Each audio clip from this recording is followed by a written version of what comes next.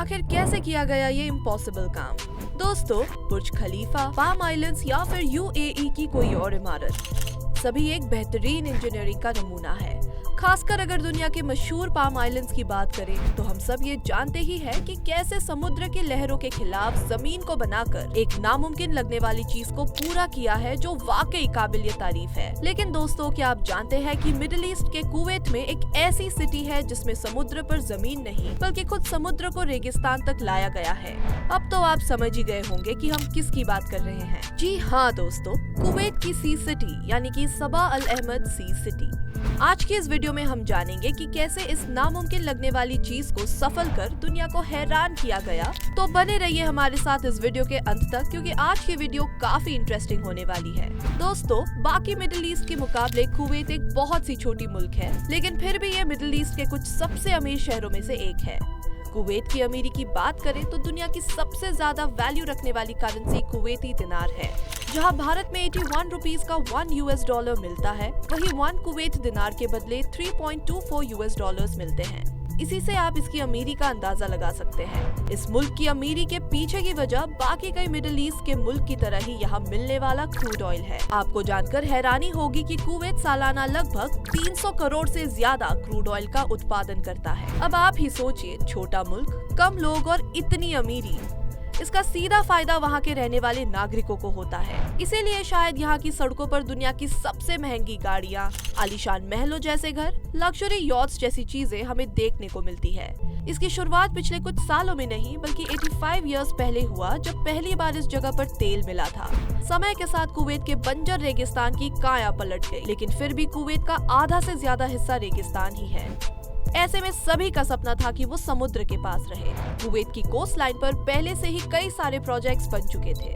ऐसे में कुवैत की तड़कती फड़कती गर्मी, रेगिस्तान, इर्द गिर्द समुद्र और उसके बीच लोगों के लिए एडवांस टेक्नोलॉजी और इंफ्रास्ट्रक्चर बनाने के ख्वाब को कुवैत के बिजनेसमैन खालिद अल मर्जूक ने देखा था और इसे पूरा करने की वो योजना बनाने लगे। उनके इस सपने को जब उन्होंने दुनिया के बेस्ट इंजीनियरिंग माइंड्स के सामने रखा, तब वो एक बात समझ गए थे कि इसे बनाने के लिए उन्हें कुदरत की नीति के खिलाफ जाना होगा।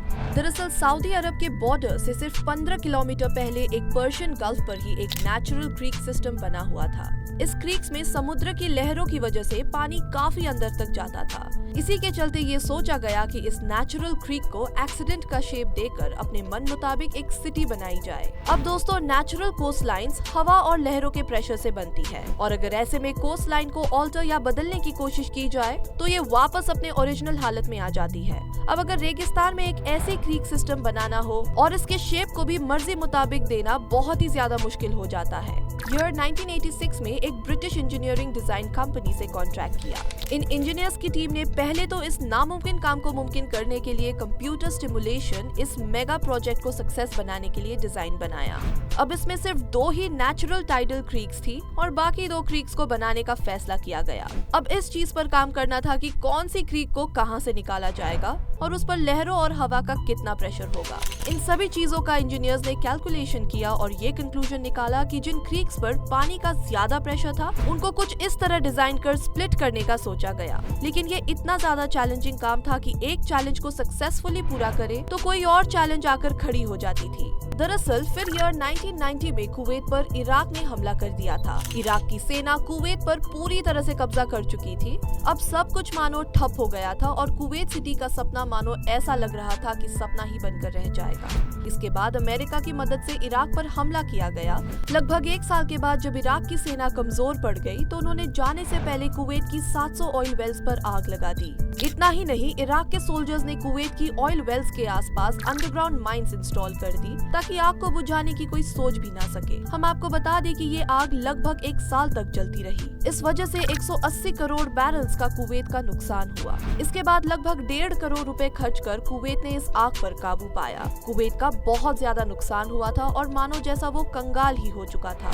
जब तक कुवैत इस मुसीबत से निपटकर इससे बाहर निकला, तब तक मिडिल ईस्ट का शहर बहुत आगे निकल चुका था। बेहतरीन इंफ्रास्ट्रक्चर और टेक्नोलॉजी अब दुबई की पहचान बनती जा रही थी। यहाँ महंगे आलीशान होटल्स बन चुके थे और आर्टिफिशियल आइलैंड्स बनने की भी शुरुआत हो चुकी थी। अब दुबई पर ही दुनिया की नजरें टिकी हुई थी। इसके बावजूद साल 2004 में कुवैत ने कुवैत सी सिटी के कंस्ट्रक्शन के काम की शुरुआत कर दी। सी सिटी के इस प्रोजेक्ट को 5 फेजेस में कंप्लीट करने का निर्णय लिया गया। फेज 1 और फेज 2 में सबसे ज्यादा काम था खुदाई का। 90 बड़े डंपर्स, 40 बुलडोजर्स, 87 एक्सकैवेटर्स और कई सारे क्रेन्स का इस्तेमाल किया गया। क्योंकि रेगिस्तान के इस हिस्से में स्लिट पाई जाती हैं, यहाँ खुदाई करना बेहद ही ज्यादा मुश्किल था। अगर आप नहीं जानते तो हम आपको बता दें कि स्लिट एक बहुत ही मुलायम किस्म की रेत होती है, जिसके ऊपर बिल्डिंग बनाना लगभग इम्पॉसिबल ही होता है। इसीलिए पहले खुदाई कर इसके ऊपर वाले लेयर से रेत को अलग किया गया और फिर नीचे से स्लिट को बाहर निकाला गया। इसके बाद वही रेत को डालकर जमीन का लेवल बढ़ाया गया।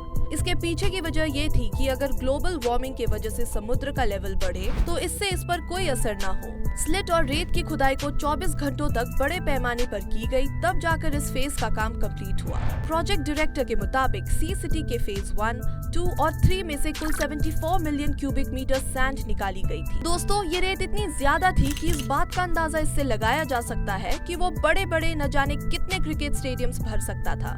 खैर, अब दोस्तों जमीन का लेवल तो बढ़ चुका था, अब बारी थी इसे कंप्रेस करने की। क्योंकि ये रेत बहुत लूज थी, इस पर कोई भी इमारत को बनाना मुमकिन नहीं था। कंप्रेशन के प्रोसेस को कंप्लीट करने के लिए क्रेन से 15,000 किलो का वजन जमीन पर गिराया जाता था। जिस जगह पर ये लोड गिरता वहाँ पर कुछ इस तरह का बड़ा गड्ढा बनाया जाता था। एक दिन में 1200 बार 15 टन का ये वजन जमीन पर गिराया जाता था, तो कुछ इस तरह का दृश्य देखने को मिलता था। इसके अलावा भी एक और मुसीबत सामने खड़ी थी और वो ये थी कि इन आर्टिफिशियल क्रीक्स में जब समुद्र का पानी डाला जाएगा तो क्या ये पानी एक नेचुरल तरीके से फ्लो कर पाएगा या नहीं। अगर ऐसा नहीं होता तो सारे किए पर पानी फिर जाएगा। और तो और अगर पानी वक्त पर चेंज नहीं हुआ तो इसमें फंगस हो सकता है और ये पानी पूरा प्रोजेक्ट को बर्बाद कर देगा। इसका भी कई मशक्कत के बाद एक सोल्यूशन निकाला गया, इसलिए फिर टाइडल वेव्स को लगाने का फैसला किया गया। अब ये मैकेनिकल गेट से होता ये है कि एक तरफ से आने वाले पानी के प्रेशर पर खुद ही प्रेशर की वजह से खुल जाता है और जब समुद्र से आने वाली वेव्स कम हो जाती है तो ये मैकेनिकल गेट खुद ही बंद हो जाता है। कंप्यूटर स्टिमुलेशन पर टेस्ट करने के बाद एक चीज नोटिस की गई, टाइडल गेट के लगने के बाद ये चीज जरूर सक्सेसफुल हो जाएगी और क्रीक्स का पानी ऑटोमेटिकली चेंज हो जाएगा। टाइडल गेट ने एक और मुसीबत तो सॉल्व कर दी थी, लेकिन अभी कई और मुसीबतें बाकी थी। दरअसल कुवैत सी सिटी प्रोजेक्ट में कुल 250 किलोमीटर के नए बीचेस बनने जा रहे थे। इसका सीधा मतलब ये था कि ये कुवैत की कोस्टलाइन की तुलना में ज्यादा लंबी होने वाली थी। अब इसके लिए बीच सैंड की भी जरूरत थी। सवाल अब ये था कि ये सैंड बीच कहाँ से लाई जाए। फिर एक्सपर्ट्स ने सोचा कि डेजर्ट सैंड को ही बीच सैंड में कन्वर्ट किया जाएगा। इस प्रोसेस में डेजर्ट सैंड में से ही बड़े साइज के पार्टिकल्स को फिल्टर किया जाएगा। कई महीनों के बाद ये सैंड तैयार हुई। आखिरकार बीच के सैंड को पानी की लहरों से बचाने के लिए पत्थर लगाने का फैसला किया और इन्हें सऊदी अरब से लाया गया। 6 साल की मेहनत के बाद सबा अल अहमद सी सिटी का काम खत्म हो चुका था। वैसे दोस्तों, क्या इस कुवैत सी सिटी के बारे में जानने के बाद आप यहाँ विजिट करना चाहेंगे? हमें कमेंट में जरूर बताइए। उम्मीद है आज की हमारी इस वीडियो ने आपको एंटरटेन किया होगा। अगर आपको वीडियो पसंद आई हो तो इसे लाइक करें और ज्यादा से ज्यादा शेयर करें। साथ ही हमारी चैनल फैक्ट स्टोरी को सब्सक्राइब कर नोटिफिकेशन बटन ऑन कर लीजिए ताकि आप हमारे आने वाले हर वीडियो का लुत्फ उठा सके। वीडियो को अंत तक देखने के लिए आपका बहुत बहुत शुक्रिया। हम जल्दी हाजिर होंगे एक और नई वीडियो के साथ। अगली वीडियो तक take care and be happy.